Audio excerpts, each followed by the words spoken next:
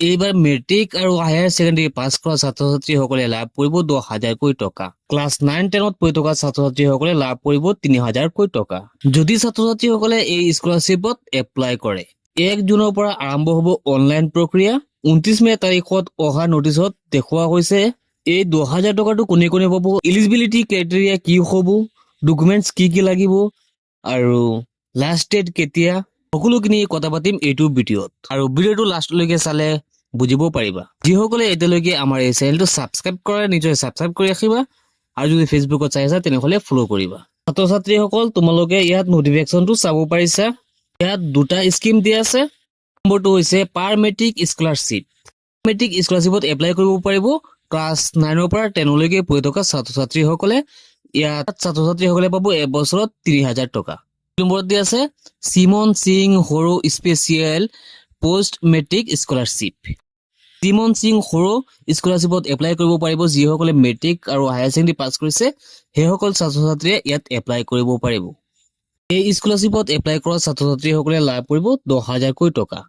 এই স্কলাৰশ্বিপৰ বাবে কোনে কোনে এপ্লাই কৰিব পাৰিব, ইয়াৰ এলিজিবিলিটি ক্ৰাইটেৰিয়া কি আছে, এড আছে the applicant must be a permanent resident of Assam, must belong to T types and Adivasi community. জন অসমৰ স্থায়ী বাসিন্দা হ'ব লাগিব, লগতে তেওঁলোক টি টাইপছ আদিবাসী কমিউনিটি মানে অসমৰ চাহ জনগোষ্ঠীৰ লোক হ'ব লাগিব আৰু আদিবাসী সম্প্ৰদায়ৰ হ'ব লাগিব, তেনেহ'লেহে তেওঁ এপ্লাই কৰিব পাৰিব। অৰ্থাৎ চিমন সিং সৰু স্কলাৰশ্বিপত যদি কোনোবা এপ্লাই কৰিব বিচাৰে তেনেহ'লে সেই কেণ্ডিডেটজন আদিবাসী হ'ব লাগিব, চাহ জনগোষ্ঠীৰ সম্প্ৰদায়ৰ লোক হ'ব লাগিব, তেনেহ'লে এপ্লাই কৰিব পাৰিব। আৰু অপশ্যন বিত কৈছে ফেমিলি ইনকামটো 5 লাখৰ তলত হ'ব লাগিব।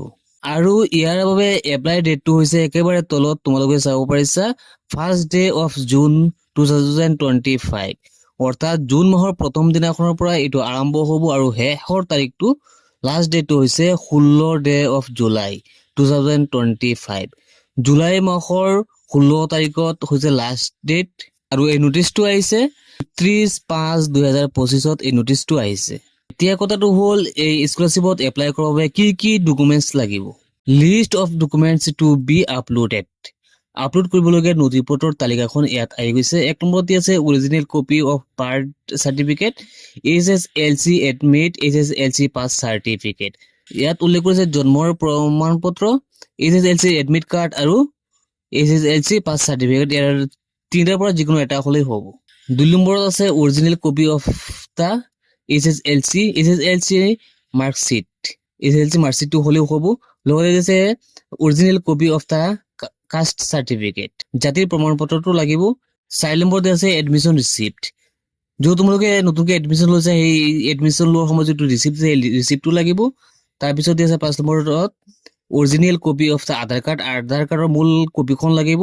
6 নম্বৰত আছে first page of applicant bank passbook, যোনজনে এপ্লাই কৰিব তেওঁৰ বেংকৰ পাছবুকৰ প্ৰথম পৃষ্ঠাটো জেৰক্স কপি লাগিব।